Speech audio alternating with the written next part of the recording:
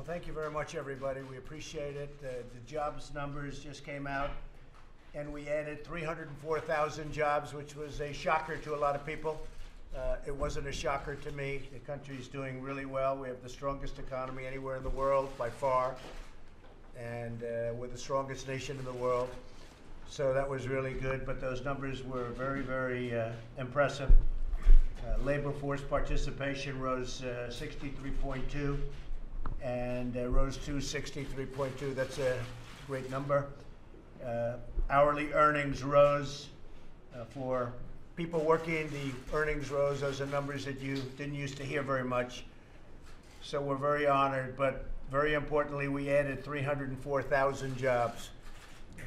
Estimates were 150 to 170, and it turned out to be 304,000, so that's a big, big number.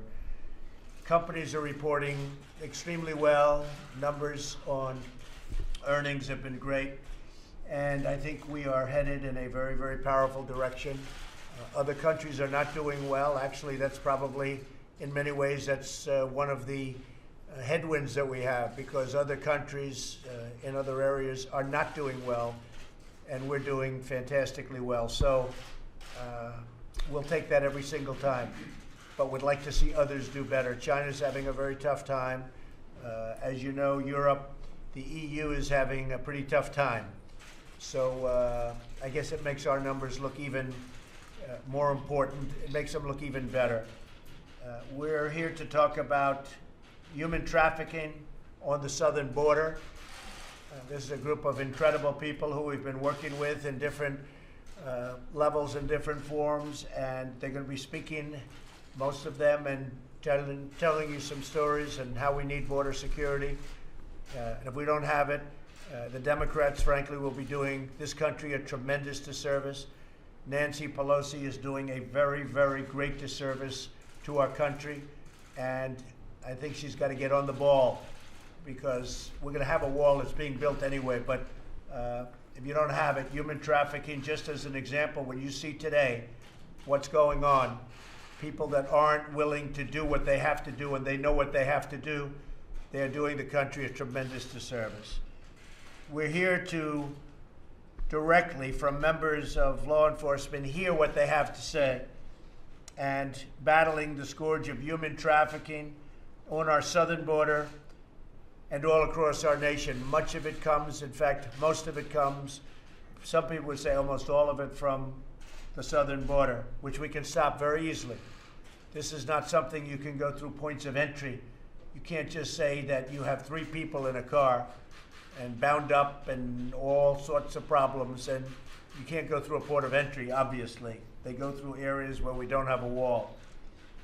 So I want to thank Secretary Nielsen, Associate Chief Carl McLafferty, and Acting ICE Director Ron Vitello for joining us for this important event. It's a really important event. Human trafficking is worse now than it's ever been in the history of our world. It's a world problem. It's a U.S. problem, but it's a world problem, caused to a certain extent by the internet. One of the reasons that we have it so bad is the internet. That's why it's picked up tremendously over the last 5 years, because of the internet. My administration has made the fight against human trafficking one of our highest priorities. In the past several weeks, I've signed 4 robust pieces of bipartisan human trafficking legislation. My director of intelligence, and we have a group of people that are incredible. They've elevated the human trafficking problem to the highest levels. We're watching closer than ever before. We're studying people that are doing it. We're following them. We're capturing them. But our job could be made a lot easier if we had support for what the incredible law enforcement folks do at the southern border.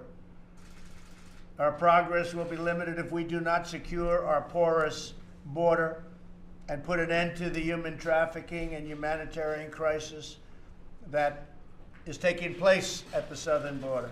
It is indeed a crisis, and you know we have right now an invasion.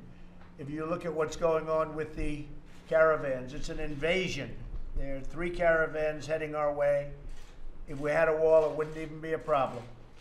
But we've sent 2,500 military down to help Border Patrol and law enforcement. And I have to say the military has done an incredible job, including helping us with some walls and some fences, which are very necessary. Unsecure borders give traffickers free and clear passage to transport their victims into the United States. It's a tremendously big moneymaker for some very, very bad people. In fiscal year 2018, ICE made more than 1,500 human trafficking arrests, with 97% of that for sex trafficking. And it's a big movement now because of the Super Bowl, if you can believe this. They are bringing in a lot of women through the southern border for the Super Bowl. And then I have people like Nancy Pelosi and Democrats that say, oh, we don't need a wall. And they come through areas where you don't have any form of barrier protection. In a moment, we'll hear from several individuals who are working tirelessly every single day to fight the trafficking, rescue victims, and support survivors. Survivors need tremendous support. What they go through is unimaginable. Former DHS Special Agent and Advocate Timothy Ballard, who is here, will detail one case where a 13-year-old girl from Central America was kidnapped, trafficked across a section of our border without a wall, and then horribly abused in captivity while in New York City. Taken right through a certain section where there is no wall, you can't see anything for miles and miles and miles. They could have come through anywhere they wanted. And we'd have that all filled up. It'd be very hard. Even one woman or one child trafficked is too many. But there are thousands and thousands and thousands, and it's billions of dollars of money flowing into the pockets of some very bad criminals. There are potential victims, including young children, that we can still protect if we act now to secure our border and build a wall. The case we're building a wall is everything. It's everything. Human trafficking by airplane is almost impossible. Human trafficking by van and truck and the backseat of a car, and going through a border where there's nobody for miles and miles and there's no wall to protect. It's very easy. They make a right, then they make a left, they come into our country, and they sell people. And we cannot let it go on. And the Democrats can play their game, but if you watch them at interviews, they want to get off that subject so fast because there's no way they can justify the fact that a wall works. It works so well. I watched them the other day. I watched a couple of high-ranking Democrats trying to explain that walls are not necessary, really. They're immoral. What's immoral is when people come into our country and kill innocent victims. If you look at the San Diego area, if you look at many areas where you have the wall, you look at Tijuana. If we didn't have a wall in Tijuana now, you'd have people coming in by the tens of thousands. But we have a wall. It's an old wall. It's not a good wall, and it still works. What we're building is incredible. We're building a lot of wall right now. We're renovating wall and we're building wall. And we're going to continue to build wall, regardless of what happens with this committee, which I say is a waste of time, because any recommendation that comes back to me, and I'm a very modern guy, they like to say walls are medieval. They work, 100%. And what doesn't work is technology if you don't have the wall. The technology is called the bells and whistles. And we have the top law enforcement people in the country here, really in the world, and they will tell you that without the wall, it all doesn't work. It can't come together. If you just take a look at parts, take a look at Tijuana, imagine that. Imagine us taking that wall and moving it to Texas. Let's take it up and move it to Texas. They would like to have it. Let's take it up and move it right over to Arizona or New Mexico. They would love to have it. They would love to have it. And you would have thousands and thousands of people. There would be nothing you could do to stop the people from pouring across. But we're here to talk about human trafficking, and this is something where people have no idea how bad it's become. Worse than ever at any time in the history of our world because of the internet.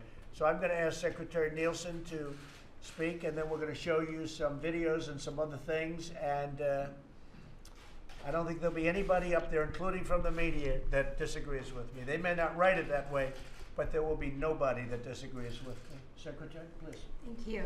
Well, first I want to thank everyone for being here. Greatly appreciate it. Mr. President, thank you always for your leadership. This is an extraordinarily important topic, and as you've said many, many times, it's a horrific, horrendous, and horrible ongoing tragedy and crisis that we have due to our vulnerabilities on the southern border. So thank you, sir. Thank you. This is an insidious form of modern-day slavery. That's what this is. This is not a problem that is experienced in other places of the world. It's experienced here, today, in the United States of America. It is something that this entire administration is committed to combating. It takes very close coordination with state and local governments, but also with our international partners to take down the transnational criminal organizations that are at the heart of this crime. And before we turn to other people, I just want to talk a little bit about the fact that this is directly related to our unsecure southern border. Transnational criminal organizations have taken advantage of our unsecure border. The result is that we continually see young girls used as pawns to line the pockets not only of criminal illegal aliens, but also of the cartels who violate our nation's borders and our laws and use that money to fund other criminal enterprises. The President mentioned the Super Bowl. I just want to pause to say DHS. In addition, I'd like to thank the over 600 DHS personnel who are on the ground in Atlanta to help the state and local secure the Super Bowl. But we also continue to do our other mission sets, which includes combating human trafficking. We have made over 40 arrests, and some of the victims that we have saved, unfortunately, include underage children that have been brought in for the purposes of being sold and abused as part of Super Bowl activities. So I want to thank all of HSI for their great work continually, but also as we prepare for the Super Bowl. So before we turn to our law enforcement folks at the table, what we'd like to do is turn to Tim Ballard, who is the founder and CEO of Operation Underground, and also to Alma Fecker. Thanks to both of them for being here, the founder and president of the International Network of Hearts. They'll be talking to us about their experience assisting victims, sir. So I'd like to start with, perhaps with Tim and then with Alma. Thank you so much, Mr. President. Thank you very much. I spent 12 years as a special agent, as an undercover operator, working on the southern border, working sex trafficking cases. And I can tell you, you're exactly right. One little girl I can tell you about, in fact, I introduced this little girl to Miss Trump during a private briefing. This little girl was kidnapped in Central America, 11 years old, groomed for 2 years, with the intent of getting her ready to come to America. Why? Because we are the highest consuming nation of child pornography. We are the clientele that's the big money. They brought this little girl through a part of the southern border where there was no wall, easily got her to New York City, and this is hard to hear, but this is the truth, and everyone needs to hear this. This little girl, and this is very typical, raped for money every day, 30 to 40 times a day. If that's not a crisis, if that's not an emergency, I don't know what is. Now let me say this, had there been a wall, had there been a barrier, this little girl likely would have been saved because the traffickers would have been forced to take this child through the port of entry where we have amazing law enforcement. I've worked with these people. These are the best people on the planet. They can detect, they have equipment, they have trained agents. In contrast, while this was happening, I was working another case. A little boy, a Mexican boy who was kidnapped by an American trafficker by a child pornographer. He kidnapped Mexican children, brought them to San Bernardino County, where he had a makeshift studio, made child porn with these little children, 5 years old. This little boy was kidnapped in Mexicali, Mexico, where there was a wall, where there is a barrier, and so he was forced to take this little boy through the Calexico port of entry, and guess what? It worked. We captured him. We rescued the little boy, and subsequently rescued 12 other children in San Bernardino, California. The difference between those two cases is 2 + 2 = 4. The wall was the difference. The wall rescued this little boy, and the lack of a wall caused this little girl to go through a hell that is indescribable, that is not manufactured. It is a real crisis. It is a real emergency. And you have many thousands of people like this. Thousands. This is happening all the time. We work in Mexico. We have done several operations. I've just met with the Secretary of State, their equivalent, Olga Sanchez, just last month about this. We are having to do operations in Mexico, our foundation, working with law enforcement, to essentially become the wall, because there is no wall. We're forward deployed. It's like trying to catch flies with chopsticks. It works. We can make it work. But if we had a big, fly swatter, which is the wall, that'd be a lot better. Yeah. It stops it. That's great. Thank you very much. I appreciate it very much. Please. Mr. President, thank you for the opportunity to actually put a face to this horrible epidemic situation that we live in, called human trafficking. We are international, we're hard, and we represent more than 50 organizations fighting for both sides of the country together against human trafficking. And we realize that not only the kids needs to be rescued, also provide services. And this is why we have two shelters, one for boys and one for girls. And we know also that the statistic, they said that the mayor is from 12 to 24 years, they're vulnerable. But we were shocked to receive kids 4, 5-year-old. As you know, when they're rescued, they come with a lot of trauma, they need a lot of services. And I want to tell you a little bit how I started working in human trafficking, and that was 20 years ago when I used to work in the Mexican consulate. And I had the privilege to serve some kids that were rescued. One particular case impacted my life. She was only 14-year-old, and the smuggler, the parents paid the smuggler to bring her undocumented through the mountains to this country. But the smuggler told her that her parents didn't pay a full amount for her transportation, and she had to pay. She had to pay with her own body and have sex with all the people in the group, then go through this journal. And they forced her to have sex 20, 30 times until Border Patrol rescued her, and they transport her all the way to the hospital. And I was there. They called me. I used to work in the consulate, and just to hear a girl, 14-year-old, crying for her mother, crying for someone that can help her after going through this trauma, I was able to be there and hold her hand through these horrible moments. And I promised her to stay with her, holding her hand until I was able to find her parents. And she has to go through horrible situations, as you know, medical interviews, everything. And I promised myself, no matter I didn't work anymore with the consulate, I had to do something. Cases like this, I see one after another. I remember another girl, only 9-year-old. She was brought to this country through the regular lines in San Isidro, but the smuggler decided to put the little girl in the hood next to the engine, and he had another 4 men in the car. Once he got caught at the border, they processed them, the whole group, but he never mentioned about the girl. He let her in the hood. Not until the next day, the mother called looking for her mother. She heard what happened. Then the officers ran to the jar, and they found the little girl, 9-year-old, unconscious. Also, she was transferred to the hospital. Thank God she survived. But these people, these smugglers, they don't care about the life of one little girl. They really don't care. Other cases that I've been working, I remember, they brought a lady. She was 21-year-old. Her husband actually was pimped from Tlaxcala. I don't know. I'm pretty sure you're familiar with what's going on in Tlaxcala. Then it's industrial business for families for generations and generations in Mexico. And he brought her to this country, promised her a better life. But once she was in this country, she forced her to have sex with men in the fields and agricultural fields. Day and again a days, 40, 50 times a day. And when she denied to do it, she told her, she left behind her daughter in Mexico, and she said, "You will never see your daughter." Again, officers did a raid her, and they rescued her. And now she's reunited. And thanks to the collaboration from both countries, they found her daughter in Tlaxcala. They brought her to this country. They provide services, and they were reunited. Then I know it's necessary to increase the collaboration from both countries, because it's something that is happening, but we need to do something to stop. We work direct with the victims. We see how much pain and from generation and generation across when someone is victim of human trafficking. Thank you Mr. very much. President. Thank you. And sir, I'd just like to thank Ivanka Trump, who's been such an amazing advocate and support of the victims and raising awareness. Thank you. Now we'd like to turn to Deputy Special Agent in Charge, Anthony Scandivio from New York, who's going to talk about an illegal sex trafficking ring in investigation in New York. Thank you. Good afternoon, Mr. President.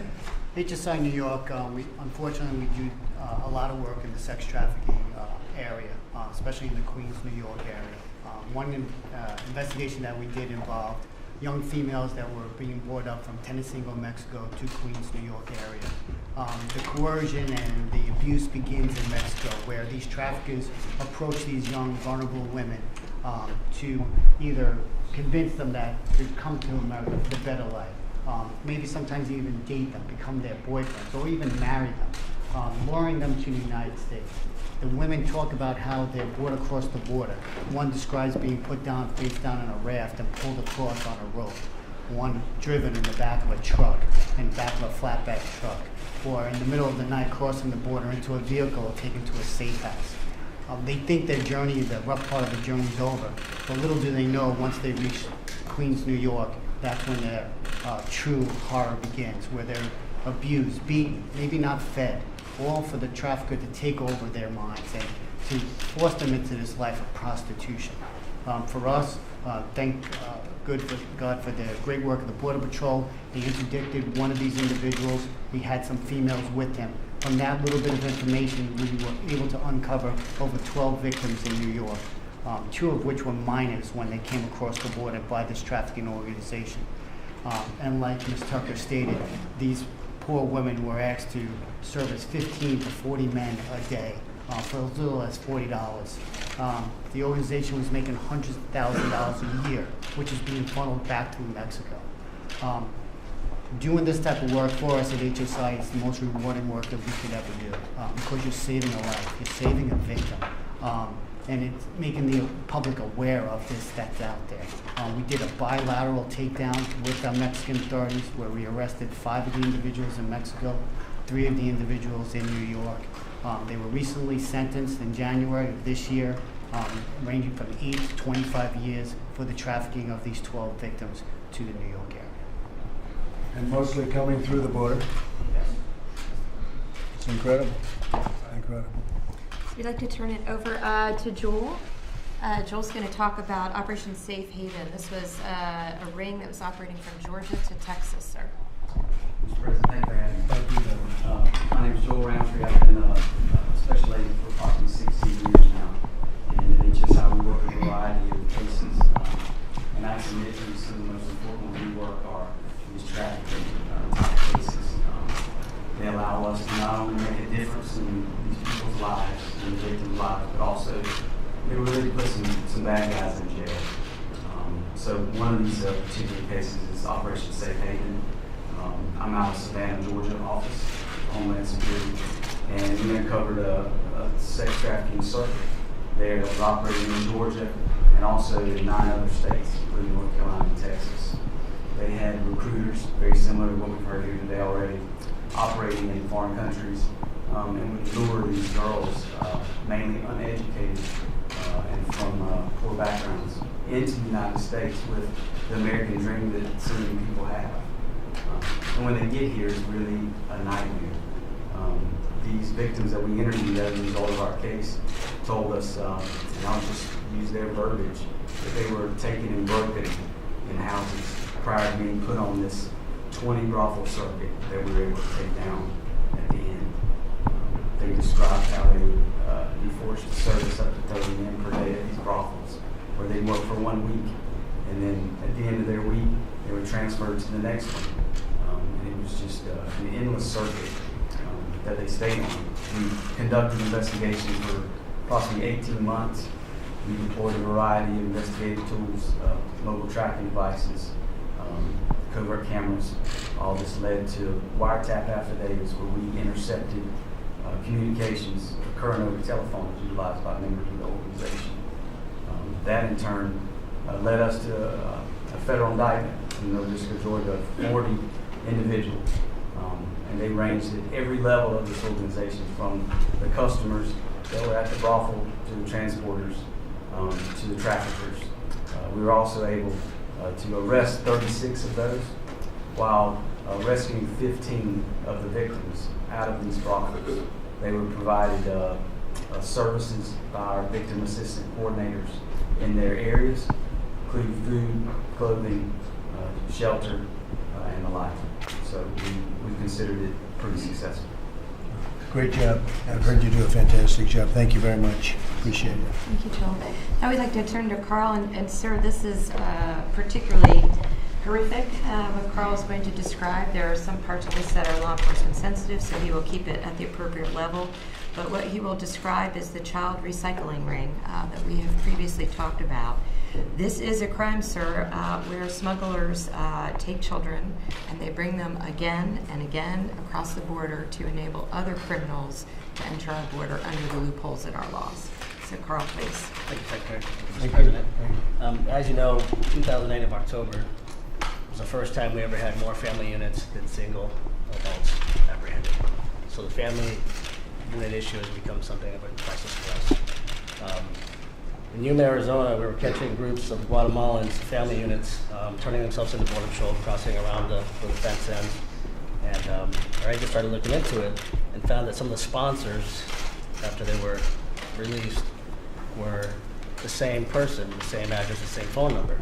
So they reached out to HSI in Charleston, South Carolina, where these people were going. HSI looked into it, said, yeah, there's something going on here. Why don't you come out, we'll do this case together. They went out to Charleston, followed a group that actually got released. They were picked up by the sponsor. Immediately after that, the smuggler pulled over and put a bag of trash in a dumpster.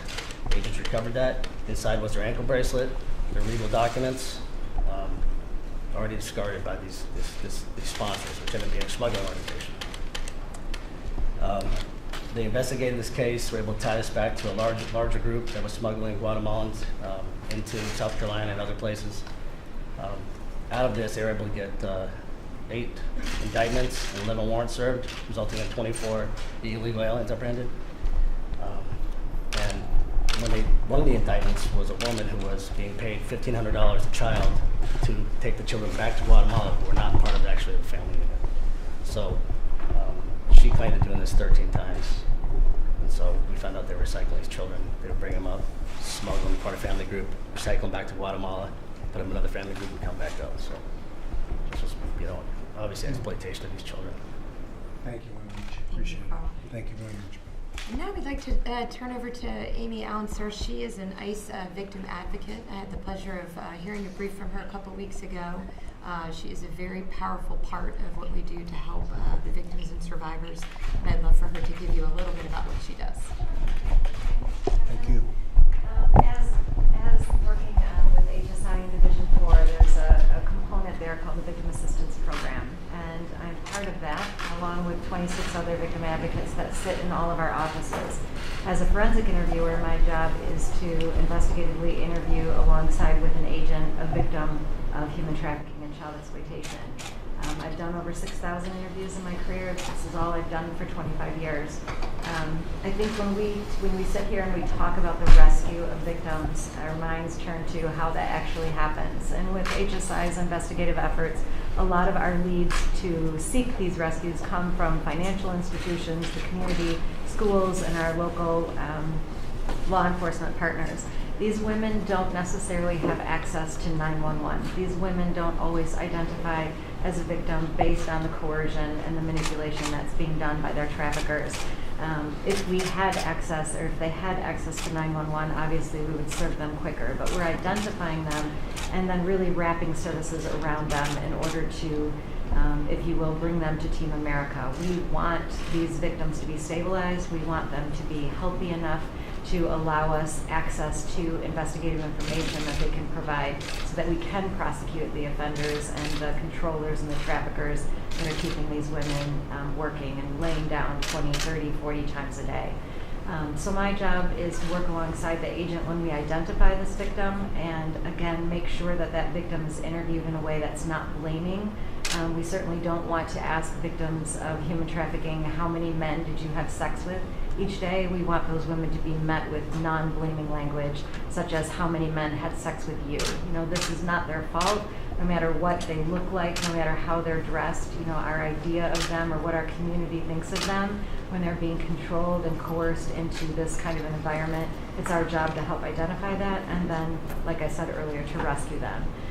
So we look for additional support all the time in our program because, again, the outreach that we do to the community and to the people that are really have their eyes and ears there to identify them is important to us. You know, our Blue campaign that is run by HSI and ICE, the slogan is hidden in plain sight.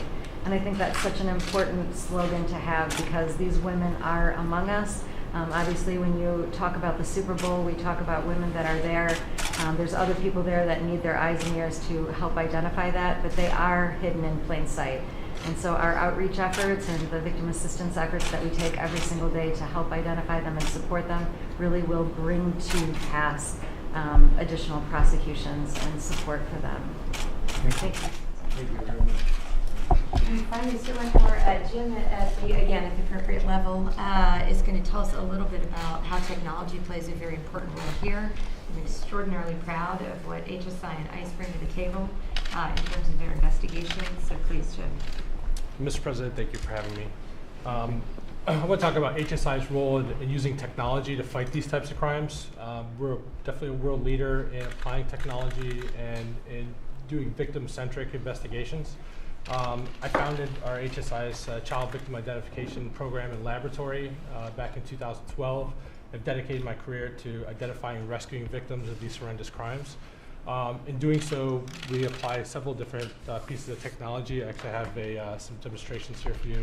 So one of the things that we do quite often, and what you see here, is a sanitized image of an offender's hand abusing a victim that we've removed from this image, but in that image, we were able to pull the fingerprint of the subject from that image and thusly identify that subject through the fingerprint. We routinely do this now. And if I can interrupt, Jim, that's even though the fingers are not facing the picture. Correct. So the technology enables them to pull the prints from the photograph. So another thing that we do often are comparisons. So after the fact, after we've identified and rescued the victim usually, and we have imagery, again, depicting, we have a lot of hands in our imagery. So this is a case of having individual's hand from the abuse imagery and then having exemplar images from a search warrant photo and using the dermatological markings from that person to be able to draw the inference that it is the same person. And so we do a lot of comparisons, and pretty much anything that can be photographed or depicted in imagery or video, we can do a comparison of, as long as we have an exemplar. In this case here, this is use of some creative technology, but also some external expertise. So here we have a child depicted in an outside environment. That child is horrifically abused in imagery and video that we have seized, as well as some of the non-abuse imagery. So what we did is we sanitized her away from the image, so we just remove her using different image editing tools. And what we did here, we noticed that there's some plant life, there's flora and fauna. In the bottom right, in the red circle, is what was called a dwarf palm. We then, with the National Center for Missing and Exploited Children, a strong partner of ours, we submitted this image to the Smithsonian Institute, and an expert in flora and fauna was able to tell us that that plant is only going to be in the areas in green that you see on the map here, primarily Southwest United States and Florida. Using other imagery from that, there was a playground. We worked with the playground manufacturers and with certifying bodies of playgrounds throughout the United States. And through that, we're able to identify that that specific playground was just outside of Houston, Texas. That allowed us to focus on a specific neighborhood in Houston, Texas. And within hours, we identified that child and apprehended the offender and rescued that child from horrific and ongoing abuse. The rest of my briefing is law enforcement sensitive, sir. Okay, that's fine, Chief. Thank you very much. You do a great job. We appreciate it. Kellyanne, do you have anything to say? Sir, thank you so much, and Secretary Nielsen and Ivanka Trump for just convening us and allowing the press to come in, because so many times I just think Americans are not hearing the basic facts and figures, not appreciating the tragedy that so many of these young victims endure day in and day out, and really the very brave and important work of the men and women around this table and all that they represent, all the people that they represent. Sir, coming fast on the heels of the largest seizure of fentanyl by the Border Control in our nation's history. Yes, through a port of entry, but that's what we know about. It's all the things, as you hear here, that we don't know about. The perilous journey that people are taking, that they're forced into. And I think this is exactly why you're asking for a physical barrier as the centerpiece of a larger immigration reform package. Something that people cannot drive through, walk around, crawl under, or climb over. Something that keeps the likes that we've heard today out, keep them on that side of the border, or let them come legally. Keep the drugs out in human trafficking. We want these young girls and boys to have a better life, and it's not going to happen if people feel like they can just drive them over the border and into Queens, New York, as you heard today. So thank you very much for your leadership. I really hope the Democrats will see this as a nonpartisan issue, looking for bipartisan solutions. That would be nice. Ivanka? Well, I think we heard some incredibly powerful stories today, and I do think for so many people this is viewed as an international issue. And to hear the stories around this table and to realize that this is happening in our country. This is happening every day, whether it's Atlanta around a major sporting event like the Super Bowl, or whether it's just through the course of the day. This is very much an American issue as well as an international issue.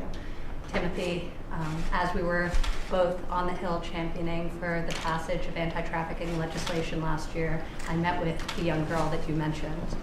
And nobody can meet with a survivor and not be deeply moved and feel deeply passionate about the issue of human trafficking. So I'm so grateful for the work of the NGOs and law enforcement community. Thank you, Secretary Nielsen, for all that you're doing on this front. And of course, thank you, Mr. President, for highlighting this issue, because it is the gravest of human rights violations. Thank you very much, and thank you to everybody. It's a big issue and a very important issue. We're going to strengthen up our southern border. It should have been done 30 years ago, 40 years ago, 20 years ago, 10 years ago, 5 years ago. It's a disgrace. It's a disgrace. And now you have problems even with, I understand yesterday, even people from Venezuela want to come through. Everybody wants to come through. Part of it is the success of our country, but we're going to keep our country successful. And we want people to come in. It's so important to say. We need people. We have a lot of companies moving in. A lot of companies are moving back into the United States that never thought they'd be moving back, and we need people. You see that with the jobs numbers. We really need people. But it has to be through a legal process and a process of really of merit. But we do want people coming into our country. They have to come in legally. I just want to thank everybody for being here. What you go through is incredible, and the job you do is incredible. Few people could do what you do. And we want to try and make it easier for you, or another way you could this way handle more of the incredible work. Because no matter what we do, it's not going to stop, but we can reduce it incredibly by tremendous numbers. So I just want to thank everybody for being here, and we're very proud of you, very proud of the job you do. Thank you very much. And Madam Secretary, thank you very much. Really great. Mr. President? Yeah, please. Mr. President? Why not just go ahead and do the national diversity now? Well, we're building the wall now. Yeah, we're building the wall. People don't understand that. They're starting to learn. We're spending a lot of money that we have on hand. It's like in a business, but we have money on hand, and we're building. I would say we will have 115 miles of wall, maybe a little bit more than that very shortly. It's being built. Some of it's already been completed, and in San Diego, if you look, it's been completed. It's really beautiful, brand new. We have other wall that's under construction, and we're giving out a lot of contracts. So we're building the wall. It's getting built one way or the other. Is there another option besides the national diversity? We are doing things right now. I mean, we're building it with funds that are on hand. We're negotiating very tough prices. We've designed a much better looking wall that is also actually a better wall, which is an interesting combination. It's far more beautiful, and it's better. It's much more protective, but it looks better because the walls that they used to build were not very attractive. I actually think that's possibly part of the problem, but the real problem is we need something. We have to have a very strong barrier, but we're building a lot of wall right now as we speak, and we're renovating a lot of wall. And we're getting ready to give out some very big contracts with money that we have on hand and money that comes in. But we will be looking at a national emergency because I don't think anything's going to happen. I think the Democrats don't want border security. And when I hear them talking about the fact that walls are immoral and walls don't work, they know they work. I watched somebody being interviewed the other day by a very good anchor. And the anchor actually was getting angrier and angrier as they tried to explain how a wall doesn't really have that much of an impact, and yet thousands of people are on one side of the wall and nobody's on the other side of the wall. It was actually laughable and really horrible in the same breath. So that's the way it is. You know, if you look at El Paso, if you look at certain places, but El Paso was one of the most dangerous cities in the whole country. Once the wall was completed, it became one of the safest immediately. It wasn't like it took 5 years. Some of you know this. Immediately, it became one of the safest cities in the whole country. So we're building the wall. A lot of it is, I mean, the chant now should be finish the wall as opposed to build the wall, because we're building a lot of wall. And I started this 6 months ago. We really started going to town because I could see we're getting nowhere with the Democrats. We're not going to get anywhere with them. It's going to be a part of their campaign, but I don't think it's good politically. And I think Nancy Pelosi should be ashamed of herself because she's hurting a lot of people. I think the Democrats should be ashamed of themselves. Now, in all fairness to the Democrats, many of them want the wall, and I see it. They're just dying to say what they want to say, but they can't say it as well as they would be able to if they were allowed to do it. Yes? Mr. President, so are you saying now you believe that on February the 15th, the only option you will have left is either close down the government or declare an emergency because you don't have any faith that this committee will come up with an answer? And if you do declare an emergency, are you concerned that you will almost be immediately and be enjoined by some court in the Ninth Circuit Court of Appeals District? Well, we have very, very strong legal standing. It would be very hard to do that. But they tend to go to the Ninth Circuit, and when they go to the Ninth Circuit, things happen. For instance, the ban, it missed and then was approved in the United States Supreme Court, where we have had a very good record. They go to the Ninth Circuit. In many cases, and in fact, in most cases, it has nothing to do with the Ninth Circuit. It's a shame what they do. So let's see what happens. I can only tell you this, John, we have very, very strong legal standing to win. We are doing it regardless. I mean, we haven't declared the national emergency yet we're building a lot of wall. We're continuing to build a lot of wall with, as we would say in business, cash on hand. And we're negotiating tough prices. We have a great system, a great wall system. It's very uniform. They used to have all these different systems. Nobody knew what was going on. We have a very good, solid system that looks good and is very powerful as a wall. But are you saying now you expect to declare a national I don't want to say, but you'll hear the State of the Union, and then you'll see what happens right after the State of the Union, okay? Well, are you going to wait until February 15th to do Yeah, we're building now. I mean, the one thing that I'm trying to stress to people, and I wasn't before because before it meant less, but when I see the obstruction, when I see the tremendous obstruction by Democrats, knowing that the only saving of our southern border is the wall. I mean, you look at these towns. Before the wall, they were crime-ridden, and now the wall gets built. We put up a wall in a certain area, and all of a sudden it went from being a horrible hellhole into something that's really safe. They can't even believe it. The mayors can't even believe it. If you ever took some of the walls down in California, for instance, one story in San Diego, they were begging us to build the wall. I mean, they were putting pressure on us, that area of San Diego, where people were rampant going through. And you'd have a lot of security, but the security can only do so much. When, as an example, when you have these caravans that are going to be hitting, we've done a great job with the caravans, an incredible job. And most of them have gone back or they're staying on the other side of a wall. They haven't been coming in for the most part. But we've done a great job. We don't have the ammunition because we don't have the barrier. But it's been really amazing to see the difference when you have it and when you don't. It's incredible to see the difference of an area on the other side of a barrier. So, you know, the old expression, walls work whether you like it or not. In Israel, they have a wall, and it is 99.9% successful. And ours are too. When we have it, we're going to be starting in we have a few areas that we're starting where they catch up. once you have the holes in the middle, they just spread, sort of like water, they just spread in, but you have to have it. So when you talk about the committee, I can tell you the Republicans want to have a wall, but the Democrats are told that you can't do that. They are doing a tremendous disservice. The Democrats are doing a tremendous disservice to our country. You heard today about human trafficking. Human trafficking can go down by a tremendous percentage if we had a wall on our southern border. Tremendous. Because it's very hard to do human trafficking through ports of entry, because you have people standing there looking and they say, hey, what's going on in the back seat? What's going on in the trunk? They check these things. So they come in through areas where you don't have the barriers. And we're not going to let that happen. So we're building a lot of it. We'll be up to about 115 miles of wall, some renovated, some new.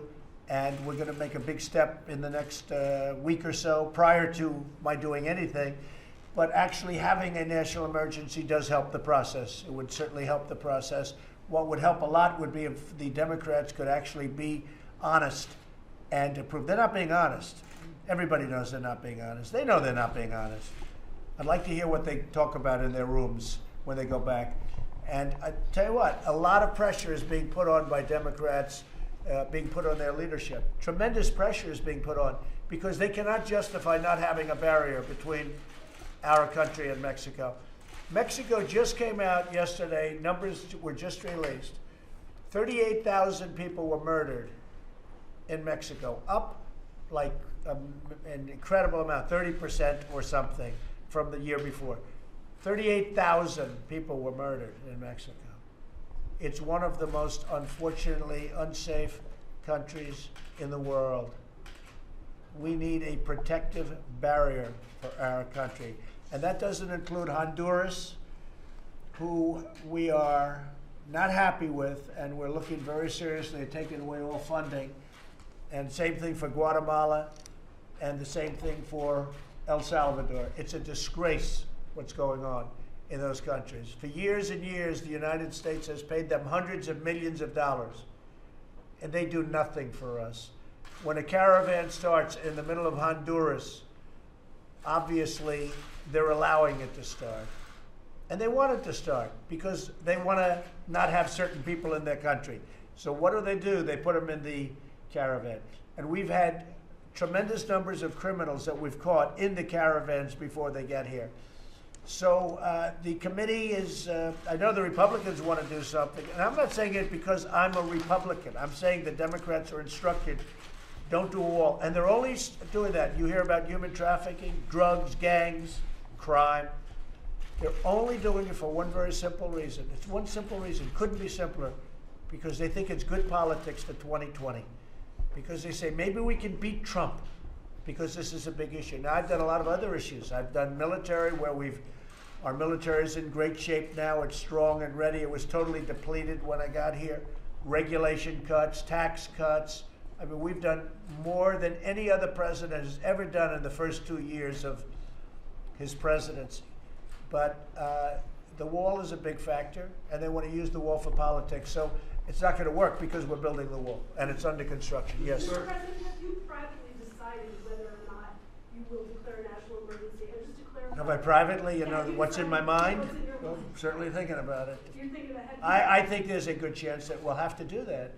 But we will, at the same time, be building, regardless, we're building wall, and we're building a lot of wall, but I could do it a lot faster the other way. Are you saying that that we should be prepared for you to announce at the State of the Union what you are going to do? Well, I'm saying listen closely to the State of the Union. I think you'll find it very exciting. Can I get that as well, question real quick? Yeah. Are you willing to commit U.S. military if necessary to force Mr. Maduro? No, I don't want to say that, but it's always an option. Everything's an option. I take no options off the table. Okay? Thank you. Mr. President, are you thinking of adding on a meeting with Xi Jinping on the back end or the front end? Yeah, I'm thinking about it. How close? I mean, some of you were there yesterday. We had an incredible meeting yesterday with the Vice Premier of China, a very powerful man, highly respected, very strong, very respected also by the President, President Xi. And we had an amazing meeting on trade, mostly on trade, actually also on fentanyl. China's agreed to criminalize fentanyl. That's going to have a huge impact on fentanyl coming into the country. But there's a possibility we'll meet somewhere, whether it's there. I'm over in a certain location. I'll be over in a certain location there, as you know. So you might do it too. And that'll be announced officially probably next week. So you might do it too. it could happen. It could Sounds happen. like Da Nang for that summit, sir. Is that a good guess? Gee, Da Nang. Who does Da Nang remind me of, huh? Certain senator. It's a certain senator that said he was a war hero when he wasn't. He never saw Da Nang. Have you found the money to build a wall in case you do have to? Well, we have a lot of money, and that's why we're building it. I mean, we have a lot of money. Don't forget, we had $1.6 billion approved. Then we had another $1.6 billion approved. Now, in theory, we have $1.3 billion approved.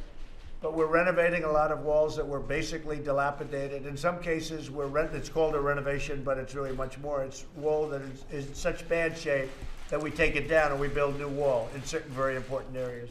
But we're doing a combination of renovation and new wall. But we're doing a lot of it. But do you, Mr. President, do you need an appropriation from Congress or a national emergency to build all the wall you think is necessary? We're already appropriated. We have a lot of appropriation. It's already been done.